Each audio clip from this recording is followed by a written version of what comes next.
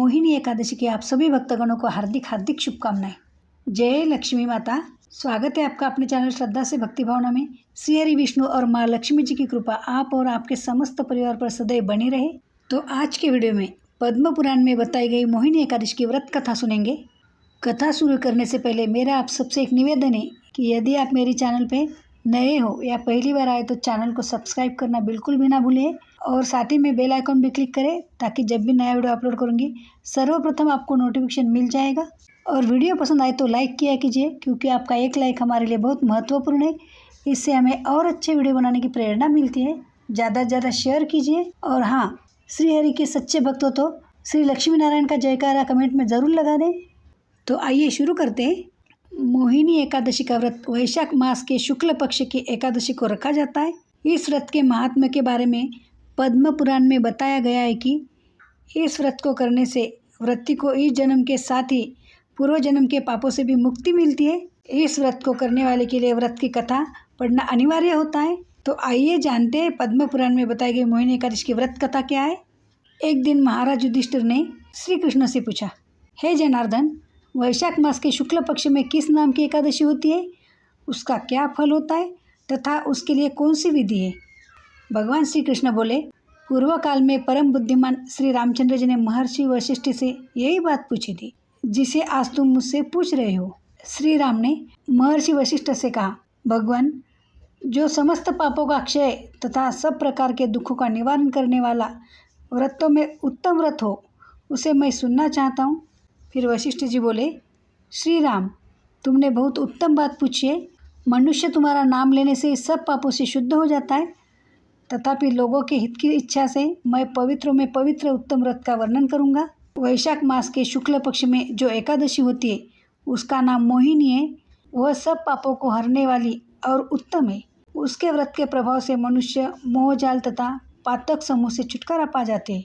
इससे जुड़ी एक मैं आपको कथा बताऊंगा। सरस्वती नदी के रमणीय तट पर भद्रावती नाम की सुंदर नगरी है। वहाँ दुत्तिमान नामक राजा जो चंद्रवंश में उत्पन्न हुए थे राज करते थे। उसी नगर में एक वैश्य रहता था जो धन धान्य से परिपूर्ण और समृद्धिशाली था।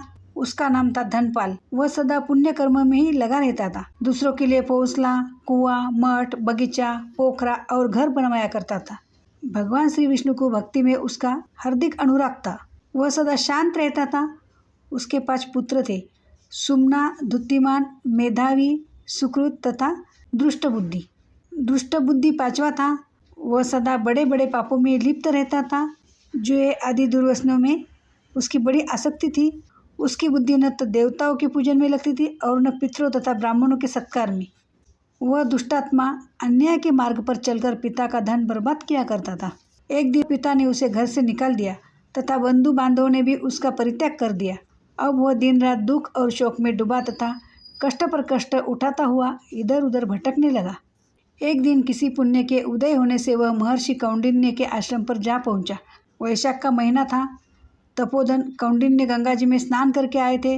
दुष्ट बुद्धि शोक के भार से पीड़ित हो मुनिवर कौंडिन्य के पास गया और हाथ जोड़ सामने खड़ा होकर बोला, ब्राह्मण, द्विजय श्रेष्ठ, मुझ पर दया करके कोई ऐसा व्रत बताइए जिसके पुण्य के प्रभाव से मेरी मुक्ति हो।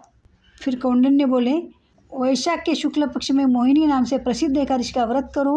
मोहिनी को उपवास करने पर प्राणियों के अनेक जन्मों किए हुए मेरु पर्वत जैसे महापाप भी नष्ट हो जाते।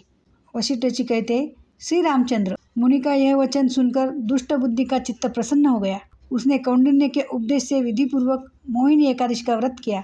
इस व्रत के करने से वह निष्पाप हो गया और दिव्य देह धारण कर गरुड़ पर आरूढ़ होकर सब प्रकार के उपद्रव से रहित श्री विष्णुधाम को चला गया। इस प्रकार यह मोहिनी का व्रत बहुत उत्तम है। इसके पढ़ने और सुनने से सहस्त्र गोदान का फल मिलता है। यह कथा यही समाप्त होती है।